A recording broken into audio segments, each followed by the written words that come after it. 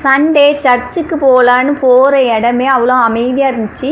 போகிற வழியெல்லாம் பச்சை பசேல்னு இருந்தது. போகிற வழியில் வாய்க்கால் பார்க்கவே ரொம்ப அருமையாக இருந்தது. அதையும் பார்த்துட்டு எந்த பக்கம் திரும்பினாலும் தூதுவளை செடி. ஒரு சில இடங்களில் தூதுவளை செடி எவ்வளோ தேடினாலும் கிடைக்காது. ஆனால் இங்கே கண்ணுக்கு குளிர்ச்சியாக திரும்புகிற பக்கம்லாம் தூதுவளை தான். நிறைய பூத்திருந்துச்சி, பழம்லாம் இருந்துச்சு. இதுதான் தூதுவளை பழம். தெரியாதவங்க தெரிஞ்சுக்கோங்க. என் பிள்ளை இதை தக்காளி பழம் நந்தாலும் அவனுக்கு ஒன்று பறித்து கொடுத்தாச்சு, வச்சு விளையாடுன்னு. அப்படியே வந்து ப்ரேயரை அட்டன் பண்ணிவிட்டு வெளியில் வந்தால் அங்கேயும் ஒரு பச்சை பசேல்னு கரும்பு தழுக்க வச்சுருக்காங்க. அழகாக தழுத்து வருது. இயற்கைகளை பார்க்குறப்பமே ஒரு அழகு தான். இயற்கையை ரசிப்போம், இயற்கையை வளர்ப்போம். அப்படியே நமக்கு பிடிச்ச செம்பருத்தி செடி, பிடிச்சதுன்னு சொல்கிறத விட நமக்கு தேவையானதுன்னு சொல்லலாம்.